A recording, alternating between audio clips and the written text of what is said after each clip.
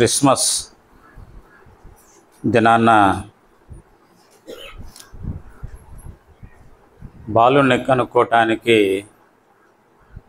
ముంగుర్తుగా ఏది ఉంచబడింది అంటే నక్షత్రం.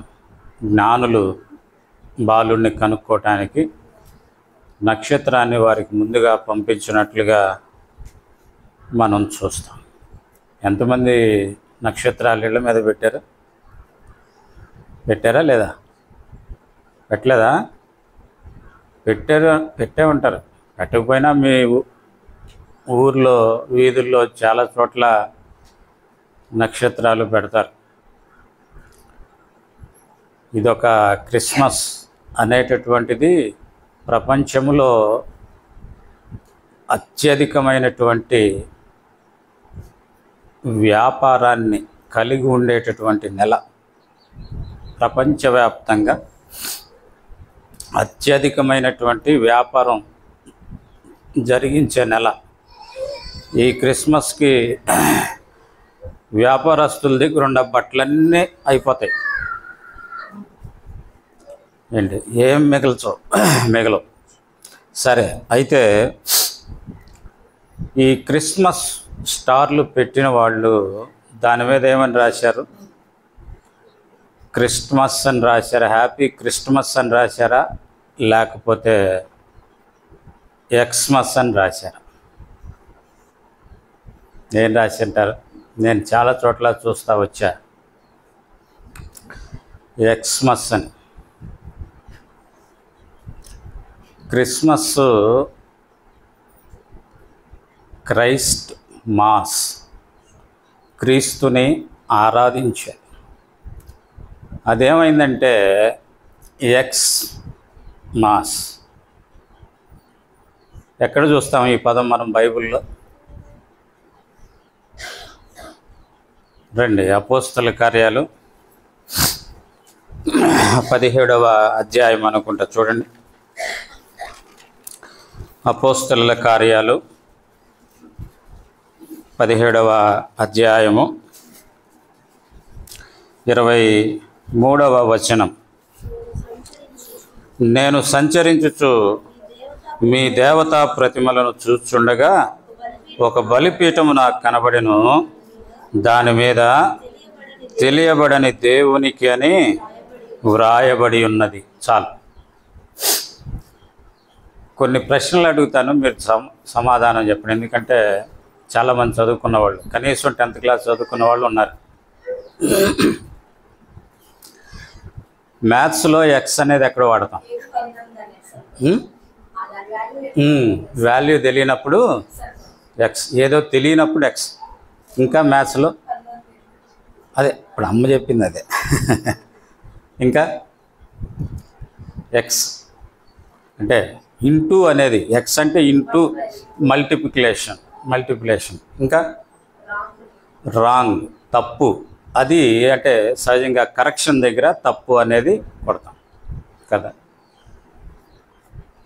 సరే, మీ దారిని పోతా ఉన్నప్పుడు కరెంటు ట్రాన్స్ఫారాలు కనిపిస్తాయి. దాని మీద ఏమవుతుంది? వేసి పుర్రి గుర్తేస్తాడు కదా. మనం రోడ్డు మీద వెళ్తూ ఉన్నప్పుడు కొన్ని చోట్ల చిన్న బోర్డులు పెట్టి ఉంటాయి. బోర్డులు పెట్టి అక్కడ ఇట్టేసి ఉంటుంది. ట్రాఫిక్ రూల్స్లో ఎక్స్ అంటే ఏంటి? క్రాస్ రోడ్స్ అని అర్థం. క్రాస్ రోడ్స్ అంటే దీన్ని బట్టి మనకు ఏమర్థం అవుతుంది అంటే, ఈ ఎక్స్ అనేటటువంటి విషయము అప్పుడెప్పుడో ప్రారంభమైంది సరిదిద్దటానికి. పౌలు గారు మొదటి శతాబ్దములో సరిదిద్దటానికి ప్రారంభించినప్పటికీ కూడా ఈనాటికి మనం దాన్నే కొనసాగిస్తూ ఉన్నాం. ఏంటి అంటే, ఎక్స్ అంటే తెలియబడనటువంటి దేవుడు అనేది. ఎంత విచారకరం. స్టార్లు పెట్టేది మనమే కదా. పెడితే పెట్టండి, కానీ క్రైస్ట్ మాస్ అనేటటువంటిది చక్కగా ప్రతిబింబించేటట్లుగా చూపించండి. క్రీస్తుని ఆరాధించటం అనేది మనం చూపించాలి. అది క్రిస్మస్ అంటే. తప్పు కాదు, తప్పుడు ఆరాధన కాదు మంది కదా. తప్పుడు ఆరాధన మనం చేసేది నిజమైన ఆరాధన. మనకు తెలియని దాన్ని ఆరాధన చేస్తూ ఉన్నామా? కాదు. మనకు తెలిసినటువంటి దేవుణ్ణి, ఈ ప్రపంచాన్ని రెండుగా విభాగించినటువంటి దేవుణ్ణి మనం ఆరాధిస్తూ ఉన్నాం. అయితే ఒకే ఒక్క చోట మాత్రం కరెక్ట్గా ఉంటుంది. ఎక్కడ చెప్పండి? రైల్వే వాళ్ళు వాడతారు. ఎక్కడ? జంక్షన్, కలిపేది. జంక్షన్ అంటే కలిపేది కదా. జంక్షన్కి కూడా దాన్నే వాడతారు, జంక్షన్ అనేది. వై జంక్షన్ అనొచ్చు సహజంగా, అది పూర్తి ఇది కాదు. వై జంక్షన్ ఉంటుంది, ఇట్లా రకరకాలు ఉంటాయి కాబట్టి దాన్ని నేను పరిగణలోకి తీసుకోవాలి. కాబట్టి ఎక్స్మస్ అనేటటువంటిది కరెక్ట్ కాదు. చాలా పర్యాయాలు మనం క్రీస్తుని ఆరాధించేదానికి బదులుగా తెలియని దాన్ని ఆరాధిస్తూ ఉన్నాము అనేటటువంటి ఆ స్థితిలోనికి, తప్పుడు ఆరాధన అనేటటువంటి ఆ స్థితిలో మనం ఉంటా ఉన్నాం. కాబట్టి క్రీస్తు మన కొరకు పుట్టాడు. పుట్టినప్పుడు క్రీస్తుని ఆరాధించేది మన జీవితాల్లో ఉండాలి అనేది, అది ప్రమాదకరమైన ఆరాధన కాదు. దానిని తాకితే మరణం కాదు, ఆయనను తాకితే జీవం మన జీవితాల్లో ఉంది. ఆయన పుట్టినందుకు మనకు జీవాన్ని ఇవ్వటానికి, నీకు నాకు ఆయన తెలియబడటానికి, నువ్వు సరైనటువంటి ఆరాధన చేయటానికి ఆయన ఈ లోకంలోకి జన్మించాడు అనేటటువంటిది మనం మర్చిపోయి అనేక పర్యాయాలు మనం ఆ రీతిగా ఎక్స్మస్గా మనం మన జీవితాలని గడుపుతా ఉన్నాం.